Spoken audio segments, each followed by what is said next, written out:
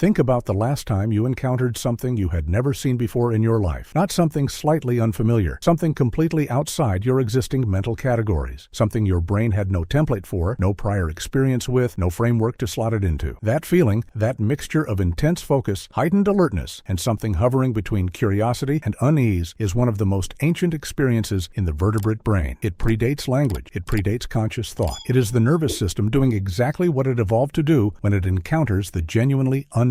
Now imagine being a monkey, living in a forest where every animal, every sound, every social situation has a familiar category. Predators look like this. Safe animals look like that. Group members behave this way. Strangers behave that way. And then, for the first time in your life, you see a human. Nothing in your brain has a category for this. Nothing in your evolutionary history prepared you for it. You are looking at something that is primate-shaped wrong, familiar in some ways, deeply, fundamentally strange in others. What happens next, inside that brain, in those first few seconds, is one of the most fascinating questions in all of primate science. Hey, welcome back to Primal Mind. So this video started with a question that I couldn't stop thinking about once it occurred to me. We spend a lot of time on this channel talking about how monkeys perceive humans, how they remember us, read us, decide whether to trust us, but all of that assumes a relationship that already exists, a monkey that has already encountered humans before. What about the very first time? What is actually happening neurologically and psychologically in a monkey that has never seen a human before? In the moment of that first encounter, what does that experience look like from the inside? And what does that first encounter determine about every interaction that follows? I went deep on the research for this one, and what I found was genuinely surprising. Not just about monkeys, but about the way any highly intelligent social brain processes something it has never encountered before. Let's get into it. So first,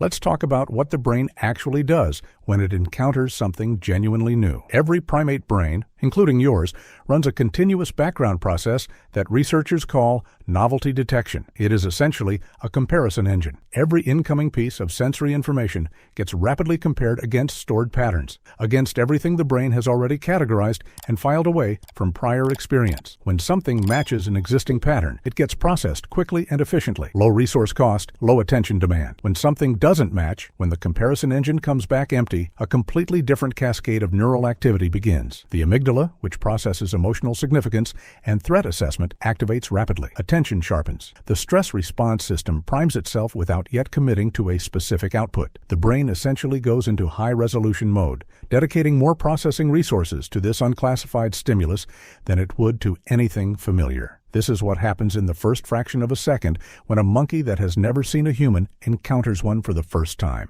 The novelty detection system flags it immediately. This is not a predator I recognize. This is not a group member. This is not any animal in my existing catalog.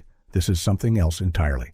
And in that moment, before any behavioral decision has been made, the brain is running the fastest and most resource-intensive assessment it knows how to run. What is this? Is it dangerous? What do I do? Now here's the part that I find genuinely fascinating, and that I don't think gets talked about enough. Humans are primates. We share a body plan, facial structure, and behavioral repertoire with monkeys. We have forward-facing eyes. We have expressive faces. We move in ways that overlap significantly with primate movement patterns. In many ways, we are the most familiar-looking, unfamiliar thing a monkey could ever encounter, and that familiarity plus wrongness combination triggers something very specific in the primate brain. You might have heard of the uncanny valley, the phenomenon where something that is almost but not quite human triggers a stronger discomfort response than something that is clearly non-human. A robot that looks vaguely human is unsettling in a way that a clearly mechanical robot is not. The brain pattern matches to human, finds the match incomplete, and the mismatch generates unease. Primates experience something functionally similar when they first encounter humans. The brain registers the primate-like features, the body shape, the facial structure,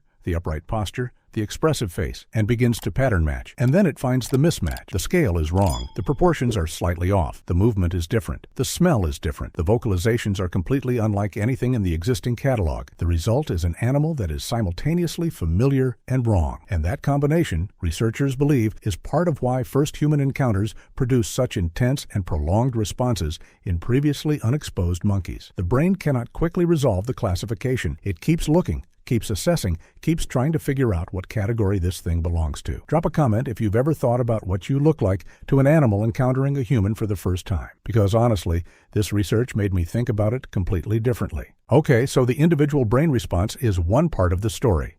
But monkeys are social animals. And one of the most important things a social brain does when it encounters something uncertain is check what everyone else thinks about it.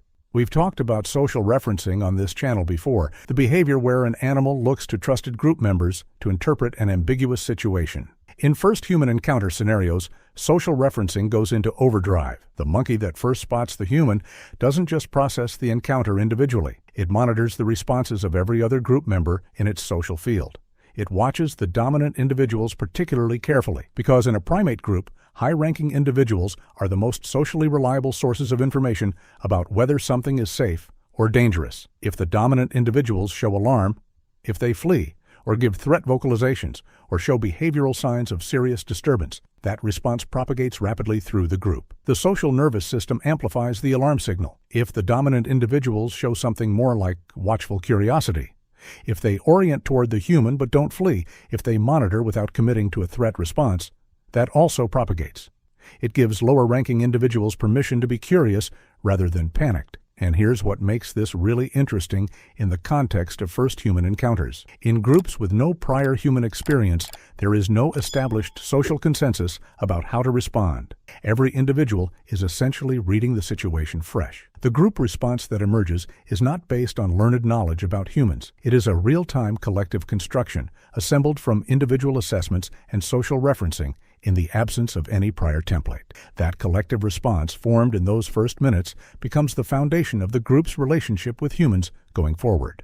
This is the part of the research that I think has the most profound implications. First encounters don't just determine immediate behavioral responses. They create lasting associative memories that shape every future interaction. The primate brain is extraordinarily efficient at learning from high-arousal novel experiences. When the novelty detection system fires at the intensity it fires during a genuine first encounter, the memory encoding that follows is deep and durable. The neural pathways formed during that experience are strengthened in ways that make them highly resistant to erasure. What this means practically is that the emotional valence of the first human encounter, whether it was associated with calm curiosity, with fear, with threat, with neutral observation, gets baked into the animal's neural architecture as the foundational template for human-related experiences.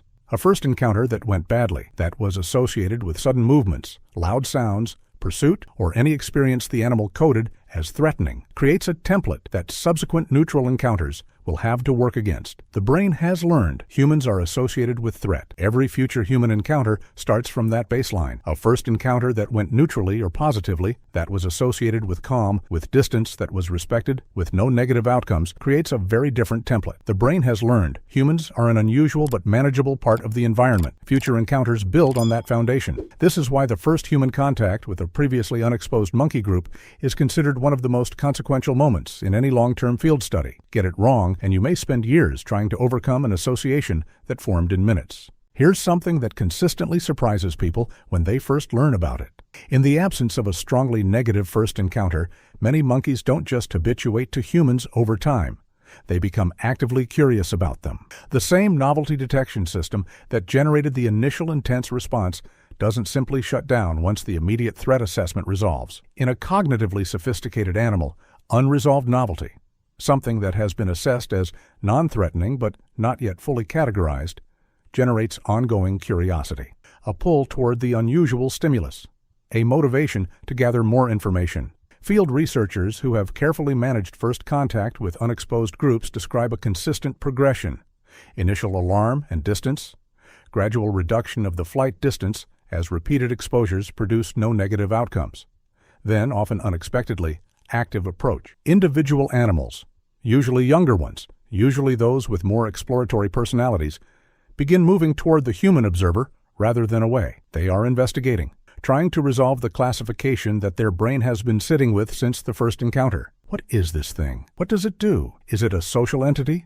Can it be understood? In some of the most remarkable documented cases, this curiosity phase produces the first tentative social overtures, the beginning of what, over months and years, can become genuine relationships between individual monkeys and individual humans. All of it traceable back to a single moment, a single first encounter.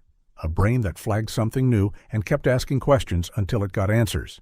Okay, I want to bring this somewhere personal for a second, because everything we've described today, the novelty detection, the social referencing, the deep encoding of first encounter emotional tone, the curiosity that persists until the unknown gets resolved. This is not unique to monkeys. Your brain runs exactly the same system. right now, in every encounter with something genuinely new. The first impression you form of a person, formed in seconds, largely below conscious awareness, heavily influenced by who else in your social environment seems to trust them, is encoded with exactly the kind of durability we described in monkeys. It shapes how you interpret everything that follows. It creates a template that subsequent experiences either confirm or have to work hard to revise. The discomfort you feel around something that is almost familiar but somehow wrong, almost human but not quite, almost trustworthy but with something off, that is the same uncanny valley response that the monkey experiences looking at you for the first time. The way you check the reactions of people you trust when you encounter an ambiguous situation, that is social referencing. Ancient, automatic, and still running in you every single day. We study monkey brains encountering humans for the first time, and we are, in a very real sense, watching our own neural architecture work. The same tools, the same processes, just aimed in different directions. That monkey, in a forest somewhere, encountering a human for the first time. It doesn't know what you are.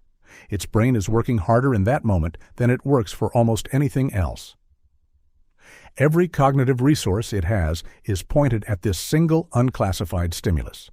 And in those first few seconds, it is making decisions, or rather its brain is making decisions on its behalf, that will shape its relationship with humans for the rest of its life.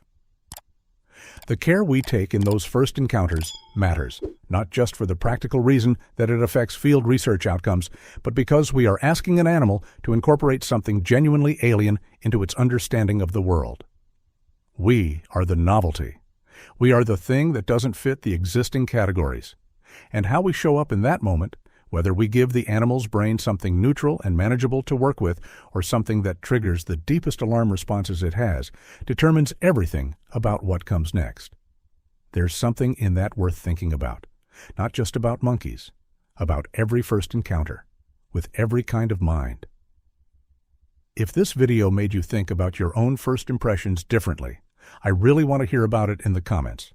And if you're not subscribed yet, this is the kind of thing we explore every week. Hit subscribe so you don't miss what's coming next. Stay curious. Stay primal.